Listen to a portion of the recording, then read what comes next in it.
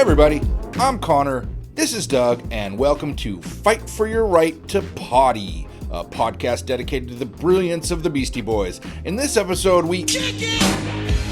Oh, okay, well, I guess. I wake up late to work, man, I don't want to go.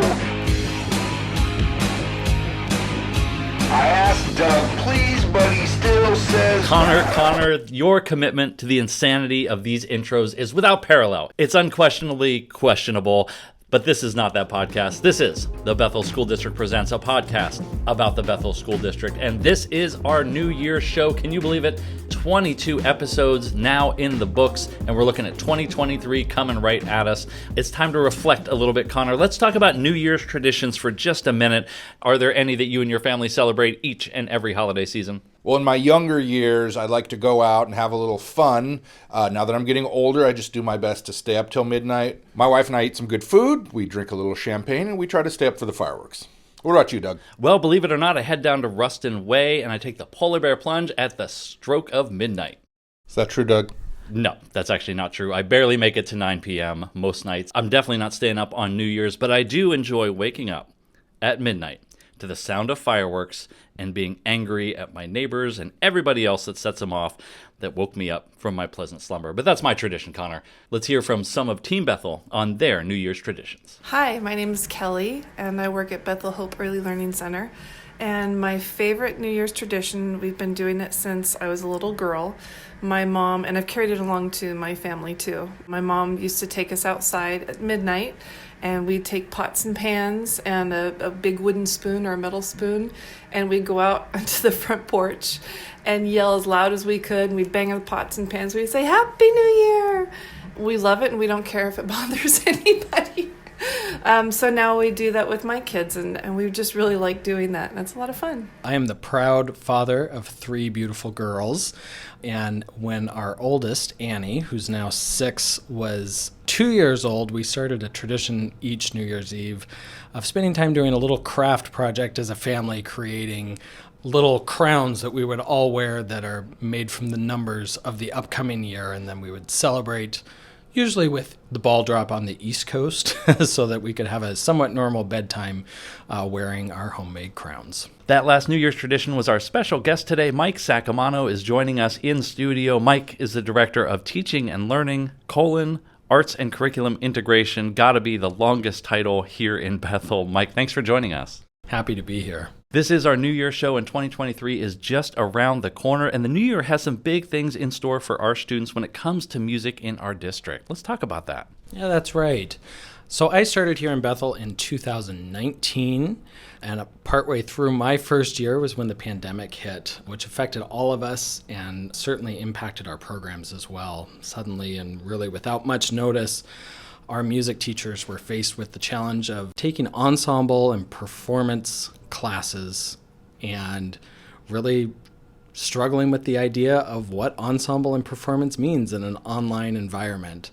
So those were incredibly difficult months, but during that first year, I really saw the resilience, the dedication, professionalism, creativity, and collaboration of our teachers. And our results, while not anyone's ideal reality for how to teach music education, it was overwhelmingly positive. And it's really evidenced by the fact that our students stuck with those programs. And so now, as we're coming out of that into more of a normal environment, the lessons we learned during the pandemic are leading us forward, but we're also eager to return to some traditions that we've had prior. So I know I'm eager for some events to come, in particular the return of the annual district choral, band, and orchestra festivals this spring. It's been a long-standing tradition of this district to come together in Olson Auditorium at Pacific Lutheran University and witness music education in action. We see on the stage, sharing the spotlight, the progression of student learning from our beginning students all the way through our advanced high school ensembles. These events really showcase the best that music has to offer, not only students coming together and performing together, but truly the entire community coming together in support and celebration of music education and how that can positively impact students. I'm excited for those events to return too. It is amazing seeing a packed house and all the students down there, like you said, from elementary to high school, and they perform together a couple of songs, and you all bring in guest conductors for that. That's right. For the choral festival this year, we are really fortunate to bring in a husband and wife team, a really dynamic duo based in Edmonton, Canada.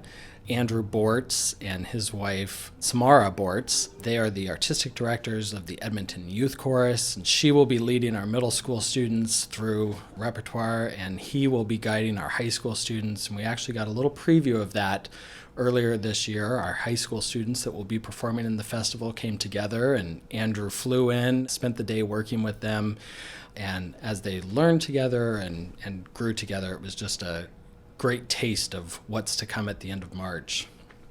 And then later this spring, we'll see a familiar face coming back for the band festival. Paul Bain, who was the band director at Graham Kapowson High School. He's now at Western Washington University, and he'll be coming back. A little bit of a homecoming for him with our district band festival in June. That's really exciting. Paul Bain coming back to Bethel for the band concert in June. Orchestra also going to be in June, and then the district choir festival scheduled for March at Pacific Lutheran University. Mike, let's talk a little bit about music education. These are big events, but let's talk about that day to day. Why is music education so important for students, and what are they getting out of it? That's such an important question because I think the evidence of music education is often what we see on the stage. But the work is what happens in the classroom, just like in any other content area. The next time you attend a band performance or an orchestra performance, remembering the work that happens behind the scene to get an entire group of students onto a stage together, responding simultaneously to the cues of a conductor in real time is really pretty miraculous when you think about it. The education pieces are varied and they're dynamic. There's a ton of research that talks about the impact of music education on students and the trajectory of those students, where they go in high school and college and beyond. And what really has stuck with me in thinking about this question was a poster that I saw from my previous district. The poster simply asked the question, why do I teach music? And the answer delved into the idea that, well, music is mathematical. You know, when we're counting rhythms and understanding those, it's just really the subdivision of fractions. Music is a language. The instructions that are written in a score are often written in German or French or Italian. Certainly if it's a choral score and we're singing lyrics, there's poetry to understand and unpack and messages to communicate. Music is a science. Just looking at a musical score itself, it is a graph that indicates pitch and velocity and volume. It's all of these different content areas, and at the same time, music as its own language is the most universal language the world has ever known. There's no other language that has lasted the test of time where a composer can write something, can notate something using symbols, and it can go anywhere in the world, regardless of the language the people there speak, the culture, and it can be understood and performed the way the composer intended. So it's pretty miraculous. But the end of that poster that I referenced is really the important part. Those are all amazing benefits of music and music education, but the most important thing is that it helps us to be more fully human. Music it's a team sport. By definition, this idea of ensemble and people coming together to do something together that they can't do individually, and then to share it with others. It causes us to tap into vulnerability, it causes us to tap into empathy, to develop social skills, and I just think that's such a beautiful thing. That was really well said. As we all know, music is funded through our local levies, and in 2022, Bethel voters passed our levy once again, showing their support for programs like music in our schools. And I just want to take a moment to thank our voters for ensuring that we can offer our students the best, most well-rounded education that we can. And I think everything you just said about music education is wrapped up in that. Mike, I know you're out in the buildings. You hear a lot of great stories from our teachers out there in our schools, whether it's music or arts focused. What have been some highlights this year for you so far? You know, seeing students performing, walking into classes with their instruments or with their choral folders, that idea of community again. They're talking before class, they're excited about what's to come and the music that's being handed out. they're not 6 feet apart. And so they're making those connections, which has just been so wonderful. And then, of course, the return of programs. We saw it a little bit last spring, but again this fall to the stage, showcasing that knowledge, students coming together, community coming together, and really just those celebrations are so wonderful to see. And it's happening not just in the music world. Our Tech and Art Fair is returning after a hiatus during the pandemic as well. The last time we had our Tech and Art Fair, it showcased over 1,000 pieces of student art at all levels, from our littlest learners in kindergarten all the way up through some just absolutely incredible artistic pieces created by our advanced high school folks. And I work in a building, and so do you, in fact, that we're surrounded by some of this art from the art shows in years past. Tom Siegel has been incredibly generous to start the superintendent's collection, and each year he selects a few pieces that he purchases, and we get matted and framed really beautifully, and that's what adorns the walls of district office, both campuses, buildings 1 and 2. And so, as visitors come into this building, they get to see some of that work that's created by learners. And for me, all of the arts, whether it's the visual medium or the music medium, they tell a story. In fact, right outside my office is an incredible piece of art that we purchased just a few years ago, and it was created by a 5th grade student who was blind. And showing that dedication and commitment by teachers, the art specialist at the school very creatively mixed in essential oils that had different scents with different colors, and talked that student through what each scent meant and what the color and emotions that it might bring forward. And she found a Braille canvas so that he could feel his way through painting that artwork, and he created just a very cool, very beautiful piece of art. So, the stories that we tell as they're all woven together through the years, I think is something that I'm really excited to get back to, creating those stories and sharing them with others. That is an amazing story and a great reminder of the artwork done by students that surrounds us here at district headquarters. And there is art in our schools as well. And I'm not just talking about art that students create, but we are part of the Art in Public Places program through Washington State. And 22 of our schools have professional art on display, and parents and visitors might not realize it. Yeah, that's very true. In fact, if you don't know what you're looking for, it can be easy to miss. Some of it is so beautifully integrated.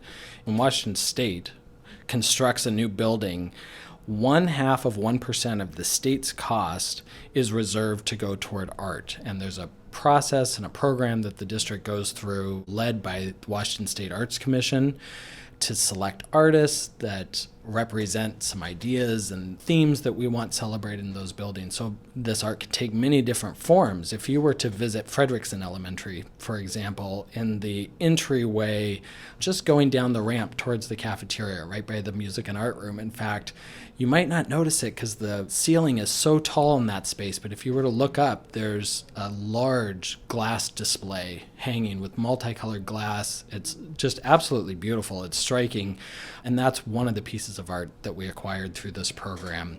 Later this spring, we will be seeing an installation at Challenger High School. We had the opportunity to speak with the artist that our committee selected in partnership with Washington State Arts Commission. She came and visited, got to speak with students and staff about the beautiful new Challenger building, about what that school means to them and what it represents, and then has made a proposal for art that actually we're really excited is going to be created on campus later this spring at Challenger. So more to come on that. I can't wait to see that take shape. The 23rd school in our district to get an Art in Public Places project underway. Very exciting. Mike, you speak very passionately about your work. What role did music and arts play in your upbringing? I will be the first to admit that I am not artistically inclined from a visual standpoint. I stick with stick figures, and that's probably best for everybody. But I was very fortunate to grow up in a family that appreciated music and supported it being part of my life, especially as I showed an interest in it as a youngster. I started piano lessons when I was 5 and continued taking lessons all the way through my bachelor's degree at Whitworth University. And for a lot of that time, My parents had to invest in that as well, whether it was paying for the lessons or making sure I had an instrument to practice on at home or driving me back and forth each week for those lessons. That's really where I learned that all music is a community effort.